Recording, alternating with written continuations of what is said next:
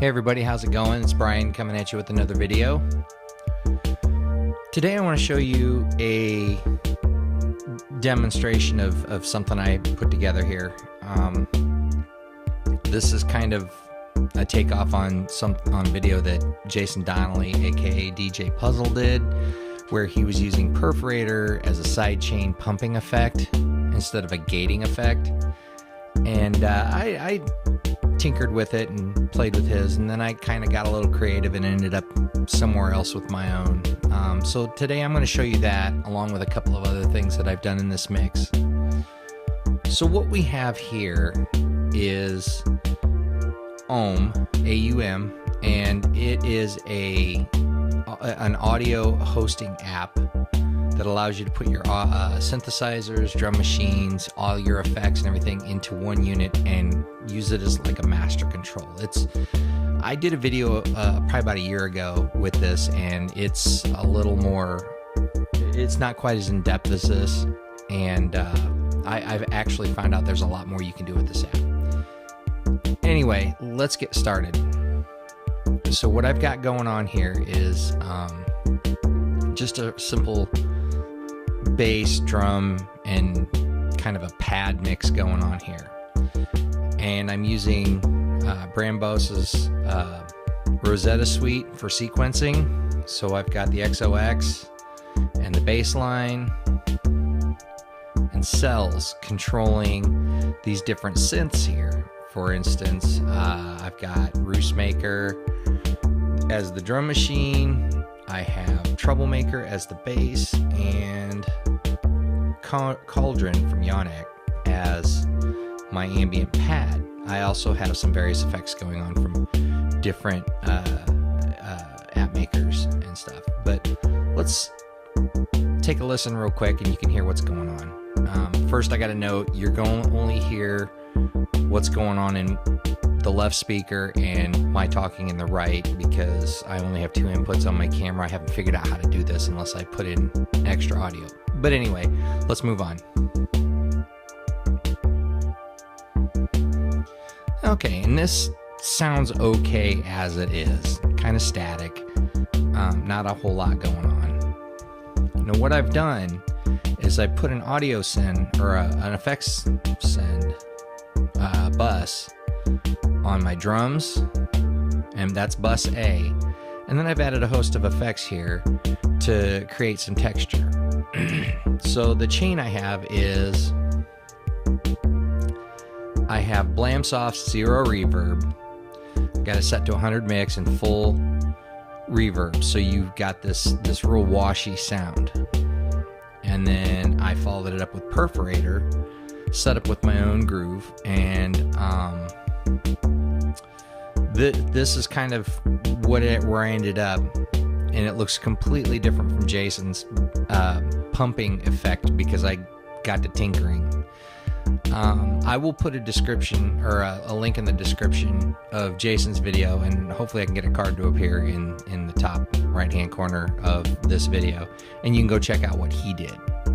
But this is my wild variation from it. So what I've done is I've set it up here so that it does a pumping sound, but it's only doing it to the reverb, and it kind of creates almost like a reverse reverb effect, if you will. And then I pump the whole thing up using Rough Rider from Audio Damage to kind of just make it stand out more. Now the reason you're not hearing it is because I do have it turned down, because I wanted to start with the original static mix. So I'm going to bring that up and you can hear its effect.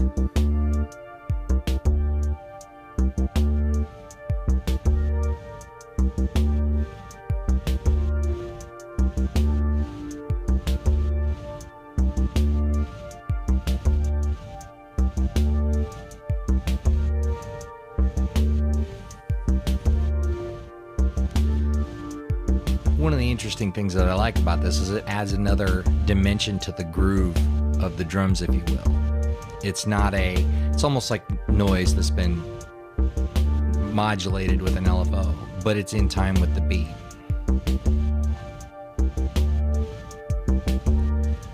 All right, moving on. I got a little more creative, and I ended up creating a different pattern with Perforator And this is more of a gating thing. But what I like about Perforator is the fact that you can set basically the volume of the gate as opposed to just being on and off. And I think that's kind of where Jason was going with his pumping effect. It's almost like side chaining, if you will.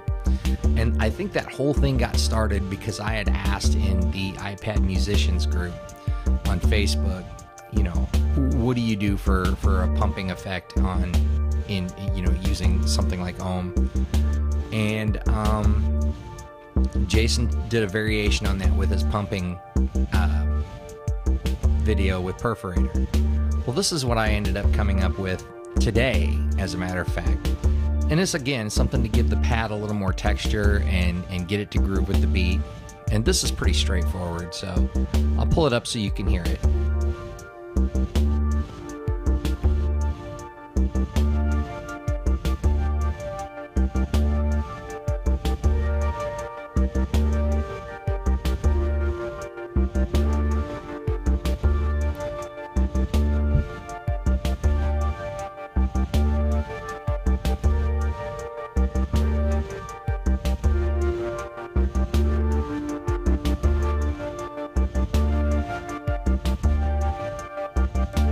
Okay, so kind of let you know what I got going on here. Over here on Cauldron, I just created a real basic, I don't know, string synth patch, if you will. And then I took the parametric EQ and EQ'd out this particular frequency that was kind of hurting, if you will. It was too spiky. Created more ambience with Cosmonaut, another one of Bram Bos's apps. And I just basically did a preset that I created where it makes it extremely ambient. And then I FX bussed it to its own B bus, added fuzz +3, and gave it some hard edges, and then through Perforator. And as you can see here, I've got it set so that every other area just kind of drops off, but it gets quieter as it goes. You know, I start pretty close to full volume and then just drop off.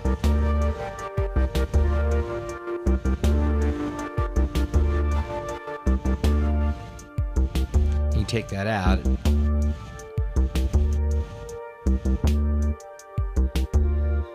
So you go from static to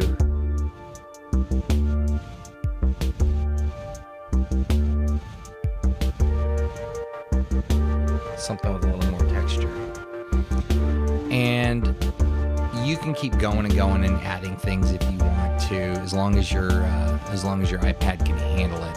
Right now, my DSP is running at about 66% roughly, so I'm using quite a bit of processing power for this. And if I get to fiddling with it too much, it starts to stutter a little bit. Just showing this off, this is called Manny, which is by Lo-Fionic. It's an analog chorus flanging effect. It's supposed to sound kind of like, I'm guessing, like a tape-based chorus flange effect, done in digital form.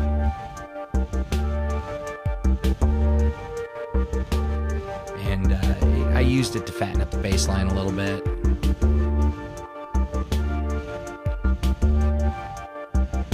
And here's XOX, and I do have the mutation for the hat set so that it would create different beats, but let's see what happens.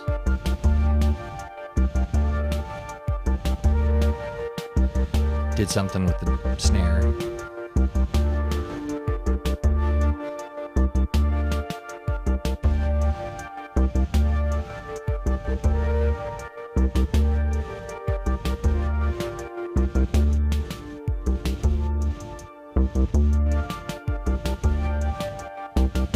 And there you have it.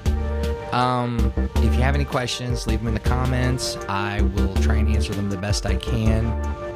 Every time I use this app and some of the newer apps that I've been getting that are audio units, and I learn more and more about this AUM every day. So